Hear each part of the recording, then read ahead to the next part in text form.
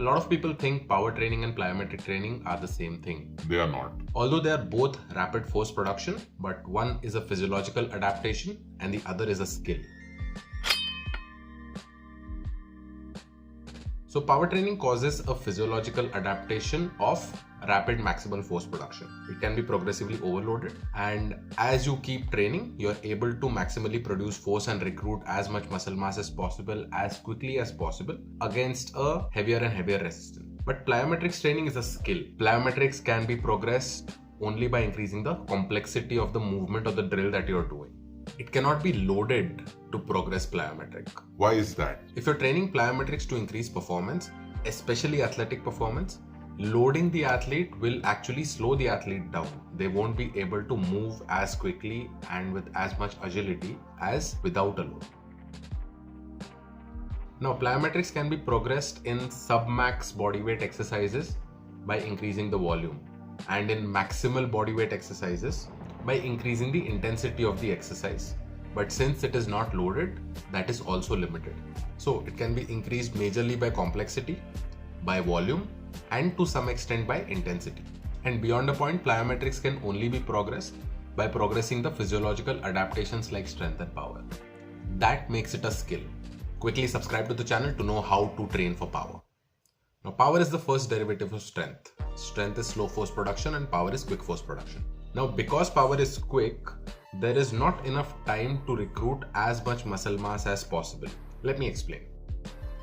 There's this concept called the Henneman size principle. It says that the body recruits motor units, which is the combination of your motor neurons and the muscle fibers it innervates, by principle of size, meaning the heavier and heavier you lift, the more and more muscle fibers will be recruited, and the bigger muscle fibers will be recruited as the weight gets heavier and heavier.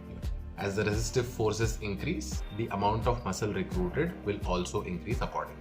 So against enough resistance and with enough time, you can recruit the maximum amount of muscle mass required to move that resistance, and you will be able to produce the maximum force that your body is capable of. But with power, you're not only trying to generate force, you're also trying to generate it as quickly as possible. Hence, the amount of muscle mass recruited is limited by the amount of time you have to recruit that muscle mass. And that is why you will recruit lesser muscle mass. Again, power is the first derivative of strength. The stronger you are, the more powerful you will be. Once you've trained your body to recruit as much muscle mass as possible using strength training, you can also train it to recruit that muscle mass quickly by doing power training. The amount of muscle mass recruited in power will always be a percentage of the amount of muscle mass recruited in strength.